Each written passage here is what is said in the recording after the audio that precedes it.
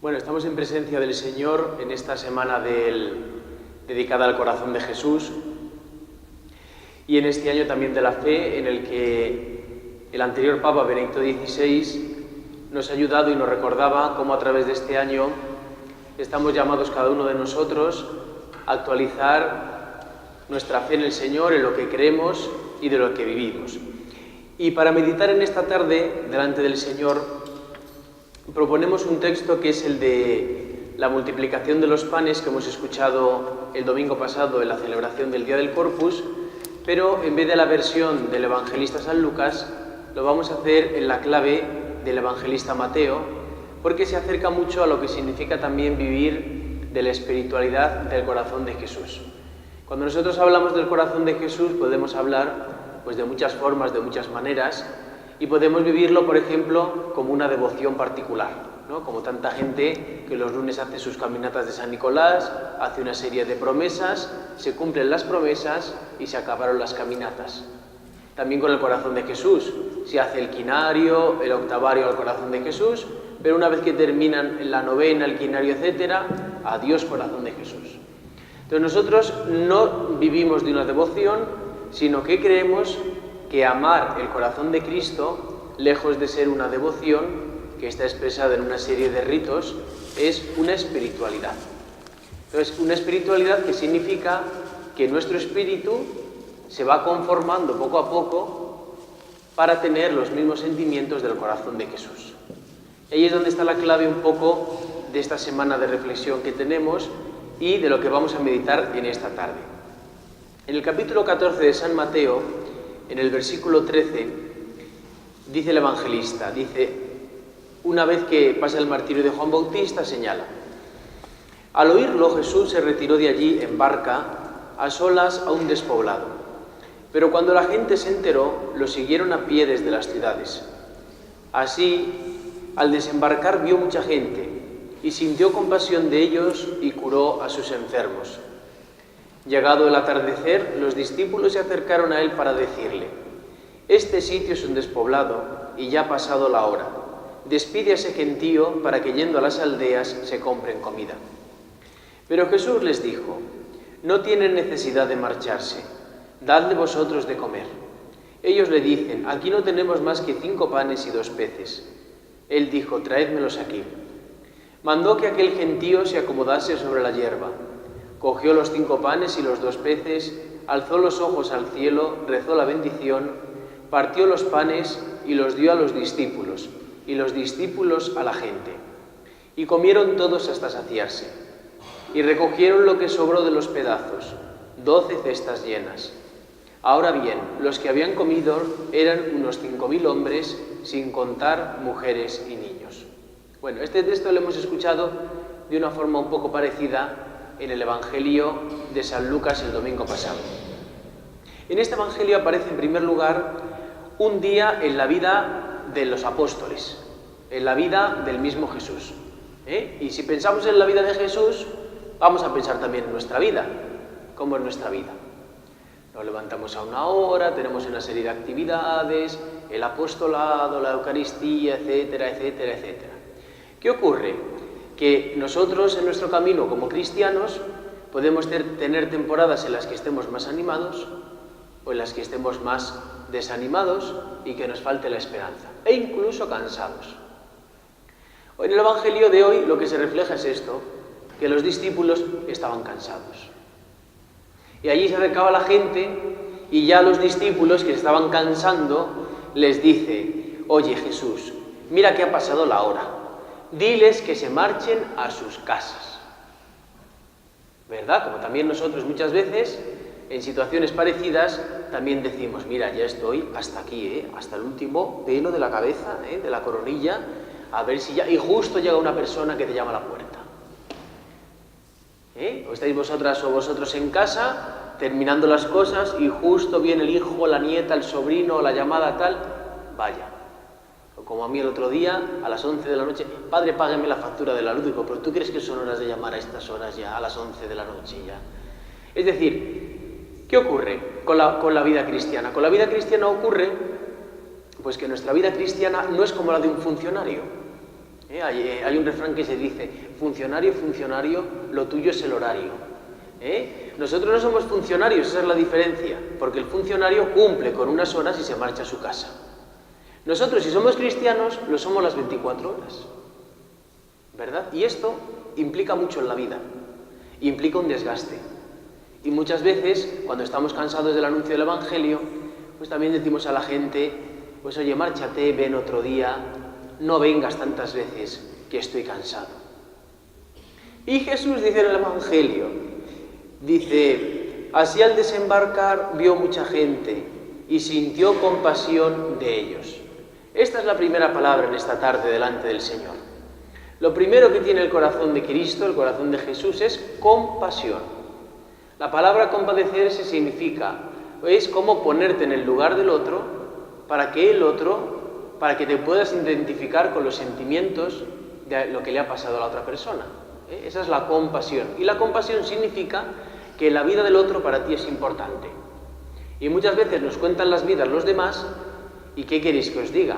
A veces nos importa bastante poco. Porque escuchamos y decimos, bueno, hijo, pues nada, no te preocupes.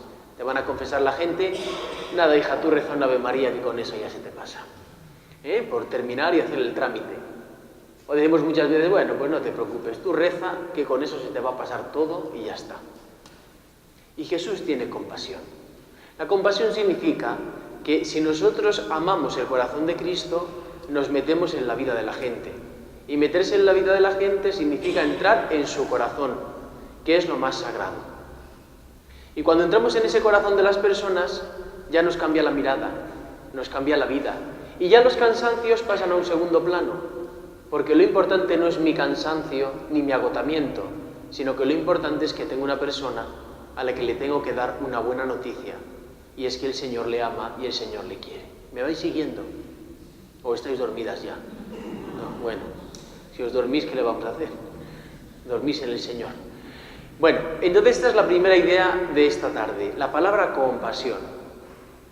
Uno se compadece, uno se pone en la piel del otro. Esto es muy importante en el contexto de la nueva evangelización, porque hoy en día la mayoría de las personas que se acercan a nuestras puertas o que llaman a nuestros corazones son personas normalmente alejadas de la vida de fe y de la vida cristiana. Y nosotros muchas veces sentimos como rabia por decir, fíjate tú cómo está esta persona, en vez de sentir compasión y decir, fíjate que aquí tengo todo un campo de apostolado, un campo de trabajo, un campo que pone el Señor delante de mí. Total, que ya los discípulos, los pobres que estaban tan cansados, seguirían tan cansados, pero como el Señor dijo que había que quedarse allí, pues aguantaron con su cansancio, ¿verdad? Como también nosotros muchas veces. Y les pregunta, esta pregunta a los discípulos, oye, la gente tiene necesidad y tiene ganas de comer, tiene hambre. Y dice Jesús, pues dadles vosotros de comer. Que esto es lo que nos dice hoy a nosotros el Señor. Porque mirad, hoy la gente ya no viene como venía en vuestras épocas a las iglesias. Hoy no está la acción católica aquella tan floreciente, que había esas vigilias de oración, que yo eso ya no lo he conocido, que estaba todo así, esos rosarios, esas cosas. No hay nada de eso. Es una sociedad pagana 100%. Entonces, Jesús nos dice, dadles vosotros de comer. ¿Y qué les tenemos que dar de comer a la gente? Eso es lo que le tenemos que preguntar a las personas que vienen. ¿Tú qué quieres? Hay algunos que solo quieren que Cáritas les dé alimentos. Pues toma los alimentos de Cáritas. Pero hay otros que quieren otras cosas. Hay otros que han vivido tanto en la vida que no encuentran un sentido ni lo que hacen ni lo que viven. Y te dice Jesús, dales tú de comer. Y claro, ante esta realidad decimos todos, ay, que no podemos. Ay, pero yo, que soy tan pobre, si no tengo estudios, si no tengo formación, si no tengo 5 carreras, ¿yo qué voy a hacer? Si ya soy vieja y estoy para el arrastre, ya no puedo con mi vida, ¿y yo qué voy a hacer? Y hay una monja mayor, vieja, ¿qué va a hacer una monja? Un cura joven, ¿qué voy a hacer? Y nos dice Jesús, dadles vosotros de comer. Señor, si no puedo, si es que no soy capaz, si es que me asusta lo que hay fuera, Si es que hay tanta situación de dificultad entre los matrimonios separados, divorciados, las nuevas familias, el tema del aborto, del divorcio, el tema también de la eutanasia, todas estas cosas. ¿Y qué digo yo? Y te dice Jesús, dales tú de comer. Y te pregunta Jesús, ¿qué tienes? Y dijeron los discípulos, pues no tenemos más que 5 panes y 2 peces. ¿Tú qué tienes? Pues mira, yo tengo estas cualidades que el Señor me ha dado. Trabajo mucho, soy constante en el trabajo, tengo alegría, tengo esperanza. 4 cosas. Y el otro, cada uno, tú uno. ¿Qué dones tienes? Y claro, ahí está el asunto. Si todos los que estamos aquí ponemos al servicio de la comunidad y al servicio de la evangelización los dones que tenemos, ¿qué significa? Que cambian las cosas. Pero la clave que viene en el Evangelio es la siguiente. Cuando Jesús les dice, dadme los 5 panes y los 2 peces, lo que hace es, dice, cogió los 5 panes y los 2 peces, alzó los ojos al cielo, rezó la bendición y partió los panes y se los dio a los discípulos. La clave está aquí. Tus 5 panes y 2 peces, puestos en el corazón de Cristo, dan el 100 por 1. Si tu vida la pones en el centro del corazón de Dios, tu vida fructificará. Y ahí tenemos a los grandes santos y grandes santas, que a lo mejor no han sido muy brillantes intelectualmente, pero sin embargo se han abandonado totalmente a Dios y han dado el 100 por 1. ¿Por qué? Porque la multiplicación es efecto de la confianza en Dios. Esta sería la segunda palabra. Compasión, confianza. Pon tu vida en el Señor, abandónate en Él, y si te abandonas en el corazón de Cristo, darás fruto. De tal modo que los dones y cualidades que Él ha puesto en ti se multiplicarán. Y ya no es yo no puedo, sino que es la siguiente frase: Señor, contigo lo puedo todo. Porque ya no eres tú el que estás en el centro, como los discípulos, que estaban cansados porque eran ellos, porque solo tenían 5 panes y 2 peces, sino que cuando tú pones tu vida en el Señor, sí puedo contigo. Y aquí sí que podemos. Y mucho. Y podemos llevar la enfermedad, y podemos llevar los límites, y podemos evangelizar en la familia, y podemos evangelizar en la parroquia, y en los grupos donde estemos, donde pertenezcamos, en la vida de cada día. Claro, si uno piensa en sí mismo solamente, pues claro, ¿qué va a poder? Nada. Pero con el Señor lo podemos todo. Hay que creérselo, hay que tener confianza y hay que tener fe, año de la fe. Y claro, viene la tercera palabra. Junto con la compasión y la confianza viene el efecto. La alegría, el compartir y efectivamente todo el mundo queda saciado. Porque cuando el corazón del hombre conoce el amor de Dios, su corazón queda pleno. Que muchos oyen la palabra y no creen, no pasa nada. Pero nosotros que creemos sabemos que este es el mayor regalo que hemos recibido. Y esa es la alegría mayor que tenemos. Y este es el tesoro que tenemos que comunicar. Y por eso nos dice Jesús, dadles vosotros de comer. Si tu mayor tesoro no es que tengas 5, 15, 20 cualidades, sino que eso puesto en el corazón de Dios da fruto. Y llega donde menos lo esperemos nosotros. Porque luego la gracia de Dios va fructificando en diferentes lugares y en diferentes sitios sin que nosotros lo sepamos. Como aquella parábola de la levadura. El reino de Dios se parece a la levadura que fermenta la masa. No se ve, pero está. Así es el misterio de Dios. Muchas veces no se ve, pero está en el corazón del hombre. Por lo tanto, desde aquí nace la evangelización.